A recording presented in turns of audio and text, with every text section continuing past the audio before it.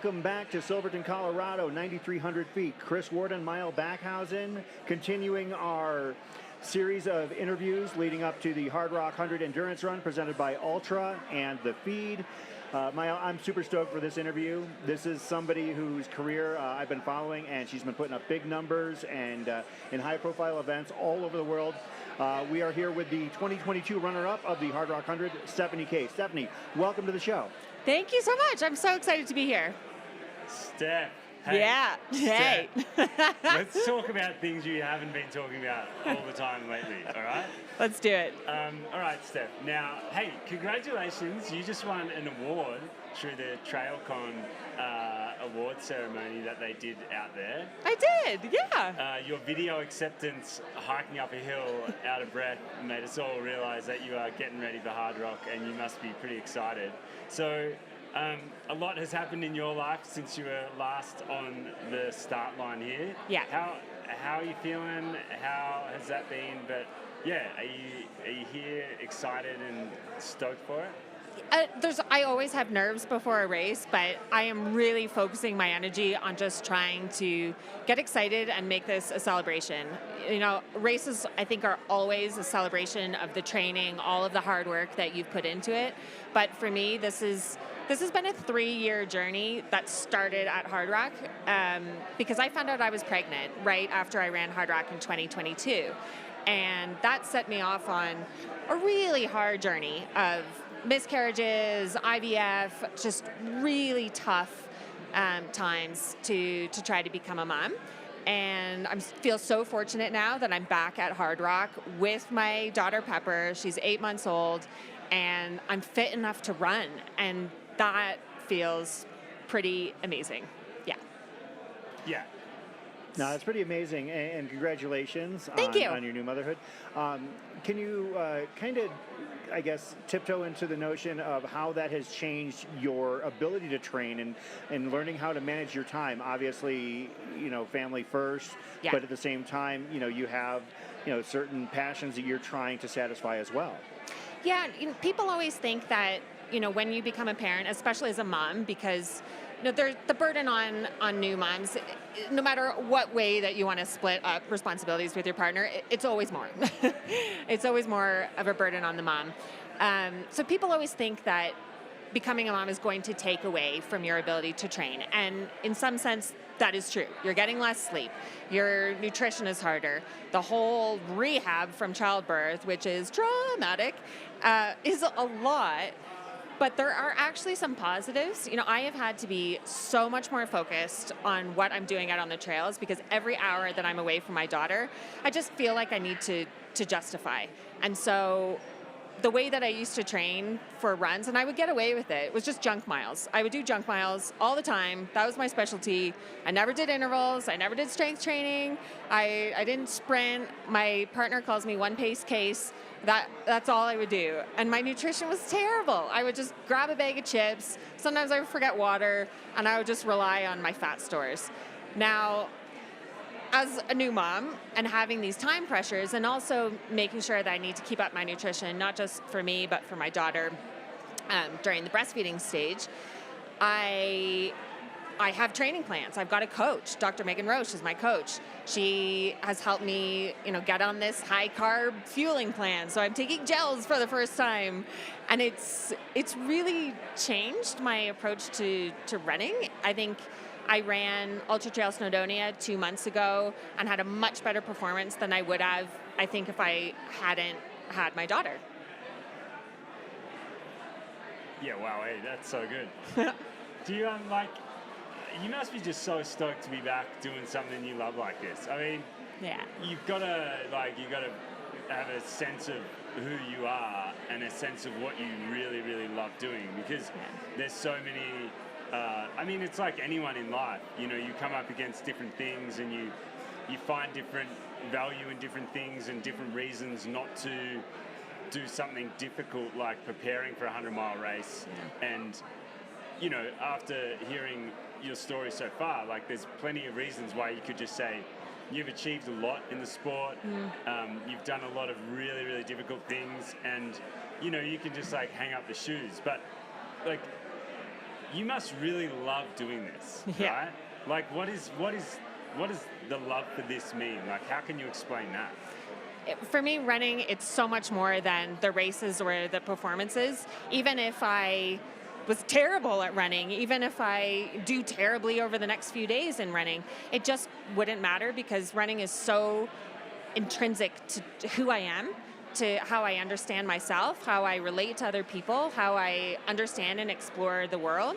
And so these couple of years when I really took a step back from running, when I was trying to become pregnant and stay pregnant, I really felt like I lost this huge part of myself. I just couldn't move through the world in the same way. It affected my mental state. It affected all sorts of things, my confidence levels. And so to be able to run again, run with complete joy, knowing that it is a privilege, knowing that I'm so fortunate. A lot of women have a lot of trouble coming back from childbirth, that if I happen to do well in a race, it's really just a bonus. It's not the goal at all. And, it's this idea as well, how do we define ourselves? What do we call ourselves? And in those couple of years when I was running a bit, but I wasn't racing, I struggled, am I still a runner? And coming back into the sport after having my daughter, I just reminded myself, I discovered I'd always been a runner. I never lost that. I was just taking a bit of a pause. And whether you're running 5K or 100 miles, through the San Juan Mountains, if running is something that you love to do, then you are a runner. And anything that you can do to keep a tie to that, I think is super important. Well, I think that one of the things I'm gathering already through this is the fact that there's a lot of balance in versus passion and structure that you've had to deal with. Talking about parenthood, and also you brought up something that I found interesting, mentioning that you had hired Dr. Megan Roche as a coach. Is this your first time having a coach? And if so, my question was. Do you find it difficult, or did you find it difficult maybe initially to balance your, I guess, carefree aspect of running and passion versus, okay, well, Dr. Roche told me I have to do it this way, and like trying to find that balance. For those who have been following your career, they might find it surprising that you've been so late in the game before you actually hired a coach. Yeah. So I had a coach initially when I first started ultra running, maybe 18 years ago, Ray Zahab, and he really helped me learn how to run. But since then, my life is pretty chaotic. I work for the United Nations, so I'm often living in areas of conflict, and I just thought that it would be impossible to find a coach that would understand my lifestyle and would understand what I needed to do. And I'm the kind of person, if someone tells me to do something and let's say I just spent 6 weeks in Afghanistan and I've got something on my training plan, and there were days when I just wouldn't be able to even walk up a hill just from all of the stress. But if I had something on my training plan that I knew I wasn't doing, I would feel like a major failure. So for me, I just knew it wouldn't match with my lifestyle. But now, finding someone, Dr. Roche has, she had her second baby shortly after I had mine, and she takes such a kind, passionate and caring approach and really listens to what I need to do, and I feel very comfortable following her advice, and I need it. I don't know what I'm doing. I've been running for 18 years and it's worked for me, but there's no margin of error left anymore. I want to make sure that I'm using my time efficiently and also training well enough so that when I get to the race, I can have fun. I want to go out there and have fun. And the more and the better that I've trained, hopefully the less struggle I will have out there. You never know. But it feels pretty amazing to have a coach that I trust now. Hey, Seb, how do you justify this? Like, how do you justify the time you give to training? How do you justify coming out here, spending 2 days running in the mountains? You've done things like the Tour de France, which to me, I look at as just such an epic over in Italy. I think, once you've been there and you've seen a bit of it, you kind of know what I'm talking about. And I think, geez, this is so extreme. We do some really extreme things, and arguably, it's like at the detriment to our health sometimes. Honestly, I feel like sometimes running 100 miles is not that healthy for the human body. It's because it's extreme. So then how do you justify getting involved in this, going deeper in it, constantly doing it, and prioritizing it in life? I think it's all relative. For many people, running 100 miles would seem extreme. People would say it's unhealthy. For me, I know that this is what makes me happy. And you really can't put enough of value on that. You know, whether it's good for my body physically or not, I think it is. But the benefits I get from the joy that I get out on the trails, the confidence that I get when I finish 100 miles, that translates into every single part of my life. And one of the things that I've had to really contend with is the judgment and the scrutiny as a new mom, especially after Ultra Trail Snowdonia. There was a photo that went viral of me breastfeeding my daughter while I was eating a piece of watermelon. And the response was overwhelmingly positive, but there were quite a lot of people that were criticizing me, saying, this woman is selfish, does she even care about her baby? She should be at home, why didn't she delay her race? Yada, yada, yada. And I think as a new mom, a lot of us have to deal with this judgment and scrutiny about how we spend our time. And people might say, in a way that they don't look at new dads, like, oh, you know, this must have taken away from her daughter. She's now spending all of this training time, and now she's going and doing a 100-mile race. You know, how selfish is that?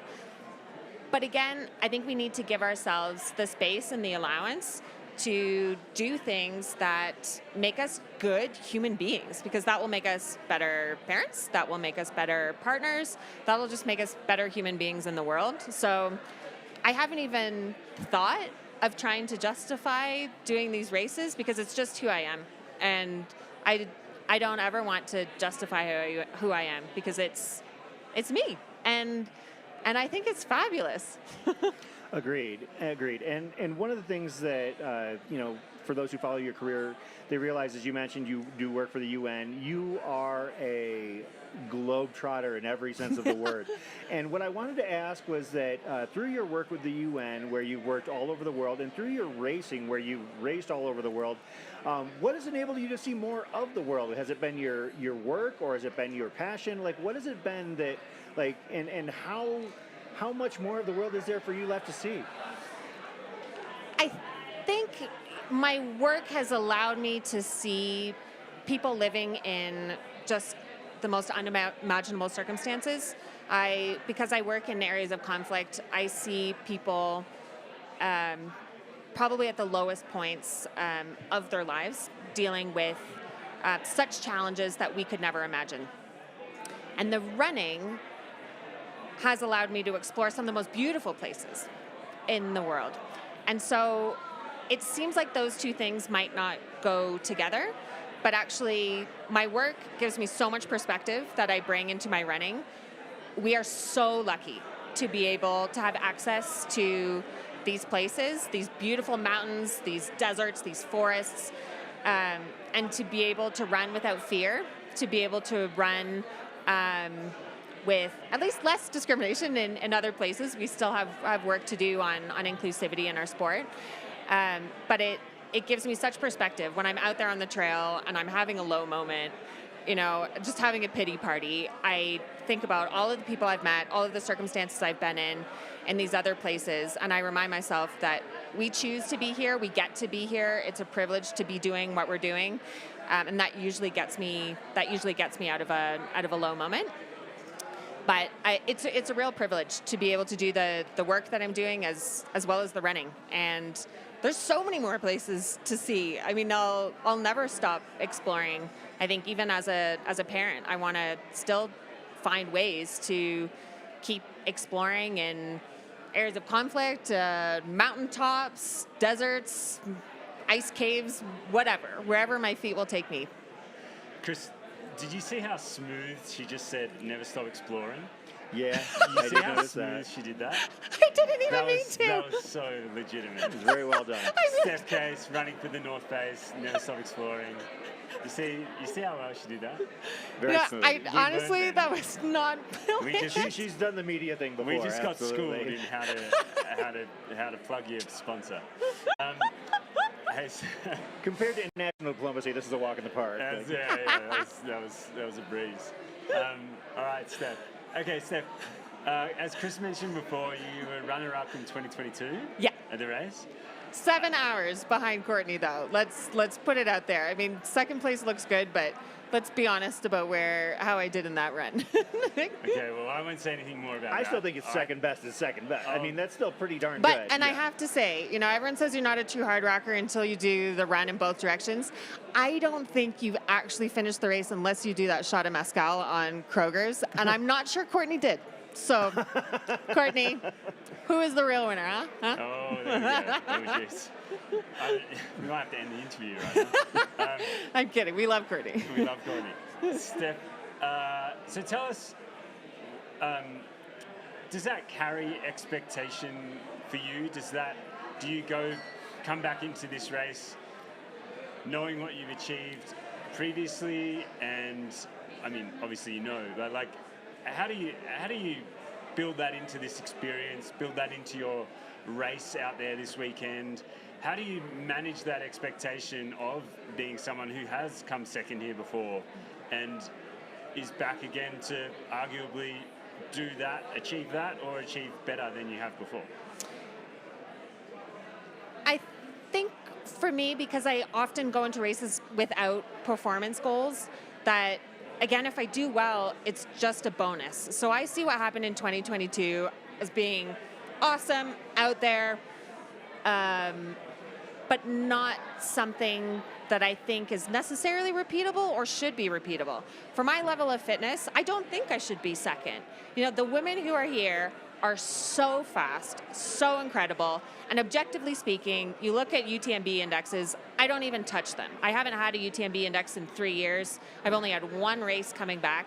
I shouldn't be anywhere near them on the course, and that is something that I've actually said in the past, that given what I know that I put into the sport, I put in a lot of love, a lot of passion, but I've only just started actually training like all of the other elites have been training. So for me to see the level of competition so high that I am nowhere near the podium is actually a win in my books, because it means that the women's field is just getting better and better, and they are. The times that we're seeing now in these races, we're seeing the biggest gains on the women's side rather than the men's side. Of course, we're seeing improvements across both fields, but it's in the women's field where, because the participation is increasing year on year, we are just seeing such huge leaps. So I am not expecting to be anywhere near the top, and I don't think I should be. If I am, it means that everyone else has had a really bad day. And that is ultra running. That can happen. But I'm just planning on going out there, running, and I do how I do. But I don't feel any pressure at all, actually. No, I think that it's great that you mentioned the ascension of women in this race. I mean, 2023 was the first year that we had done the live stream, and one of the things I loved about that year was that 27 of the 29 women who started that race finished it. I mean, you're talking about a 93% finisher rate. That's outstanding. That's one of the things that, I love about the fact that we're seeing the numbers on the women's side increase, and with that, they're showing that the success is there and that they've been belonging there all along. And so we're just trying to play catch up in that regard.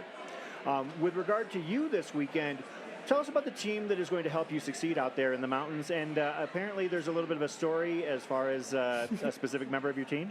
Yes. So I'm so excited. My partner, John Roberts, will be crewing and pacing.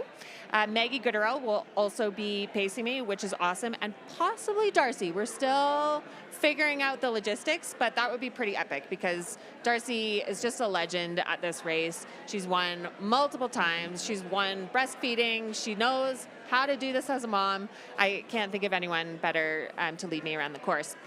And Maggie and I have a long history of meeting each other mid-race with at least one of us, normally both of us, vomiting somewhere. We've done it at Western States. We've done it at Hardrock. We've done the Barkley twice, where we've both massively bombed, as everyone else does. So I'm pretty excited to be running with Maggie. Hopefully, I will be the only one puking. She will guide me through. But that should be pretty fun. And the other day, Maggie and I were chatting just about race strategy, and I was kind of saying, oh man, I don't feel like I'm acclimatized. I'm not anywhere near where, the other women are. The top women have all been training in Colorado for the last weeks, months. And she said, Steph, you're the cleaner. You just kind of pick your way along slowly but surely on the course. And if anyone's having a bad day, you just clean up. So I'm not that I want anyone to have a bad day. I want everyone to have a fabulous race, but I do tend to be able to run through nausea, run through whatever. I'm not the fastest out there, but I do tend to have that grit that will hopefully allow me to at least make my way to the finish. I say. Oh no, sorry. I can't finish that little segment without talking about the rest of my crew. Yes. So I talked about the Pacers. Apologies. I've also got Alex Bancroft. She's crewing me. She crewed me in 2022. She's the treasurer of Free to Run, the charity that I started over 10 years ago. And then also my friend Lucy, who's British but living in California.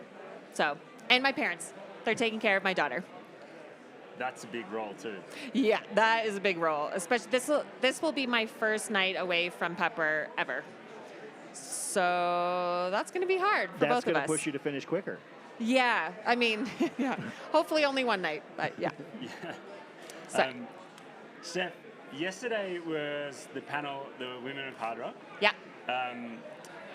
So that happened yesterday, like 2:30. Every female entrant into the race was invited to join that. And yeah, it's like put on, supported by the North Face, like a company that you run for, a company that you're associated with. Can you just tell us what's your association with making that a really important part of this event, and how does that tie into allowing this sport to be uplifted through inclusivity and equality, and also just overall making this community more and more welcoming to anyone who wants to be a part of it? So I'm on the board of Hardrock. I'm also the chair of the Diversity, Equity, and Inclusion Committee. And this is a topic that I'm really passionate about, and particularly in our sport. I think we've seen massive improvements in races and events all over the world on women's participation, with pregnancy deferral policies, with period products at checkpoints, female designated bathrooms, these kinds of things. Has really helped improve women's participation. And on the Hardrock side, we've seen this through the women's panel. Gina, Trail Sisters, used to be on the board, isn't anymore because she's in politics now, but absolutely amazing. She has really helped to push the visibility of women in Hardrock, and she's kind of the founder behind the women's panel. And we've seen the percentage of women in this race, in this run, increase year on year, which is absolutely incredible. So I think to have that platform for the women is super important. At the same time, I think we've got a lot of work still to do in our sport, at Hardrock, across the board for inclusivity on people from underrepresented backgrounds, BIPOC backgrounds, LGBTQIA+. There's a lot more that we can do to make sure that everyone feels welcome and accessible on the trails, at events. And that can be done through all sorts of ways, through representation, through proactive policies. These are the kinds of things that I'm exploring and helping to the board to explore. There's no one right answer, and I think it's something that everyone is struggling with, but making it a priority, I think, is really important, particularly at this time. I have to agree with you there. One of the things that I've loved seeing with Hardrock's changing their policy is the increase, obviously, in in participation, but also the increase in success. Like, since the implementation of the policy, the women have been doing better than the men, and it shows that we should have probably done it sooner. And it's not the final form. It's not the perfect solution, but it's definitely a huge step in the right direction. Yeah. With what Hardrock and Hilo and races like this are doing. With regard to you specifically this weekend, I guess to kind of wrap things up full circle, what does a successful weekend for Stephanie Case look like out in the San Juans this weekend? That is a great question. I think a successful weekend for me looks like me finishing, kissing that rock, holding my daughter. Woo, I'm getting a little emotional thinking about it. Holding my daughter, with my crew intact, my pacers having had a really good day. God, that hit me. No, I get it. The visualization of sharing it with your child is huge. Whoa. I've been there. Yeah, I just really want everyone to have a good time. I know it's a big effort for crew, for pacers, for my parents. This is a huge effort for everyone, and they're giving up their time and their energy to help see me through. So I just want to make sure that I give back to them, and I do that through my performance and through making sure that I ease the burden on how I move, through these checkpoints. I want to just celebrate every step of this freaking run. As a board member, as a runner, as a mom, I want to high five the volunteers. I want everyone to just feel good vibes no matter what happens out there. I think that would be just a big win. It would be a big success for me, no matter where I come in the field. Anything else? No, just Seth, thank you so much. Please, have the best time out there for all of us. Yeah. You've just got the best energy with regards to being in the sport and being who you are, as you said before, and so, thanks so much. Have an awesome time. We're stoked that you're back. We're stoked that you've got such an amazing crew to be here with you, and thanks for all the work you do in the sport as well. I think what you were saying before is really what we need, and it's got to start somewhere. And I know there's so many people in the past that have been working hard on those subjects and that change that probably were never celebrated or recognized to the degree that some people are now. So, just thanks for continuing that work, and I think it's just going to make this community so much more positive in the future. Well, thanks for the chat. I'll see you guys on the flip side. Awesome. Folks, this has been Stephanie Case joining us here at the Hardrock 100 Endurance Run presented by Ultra and The Feed. We will be back with more interviews here this afternoon on Mountain Outpost.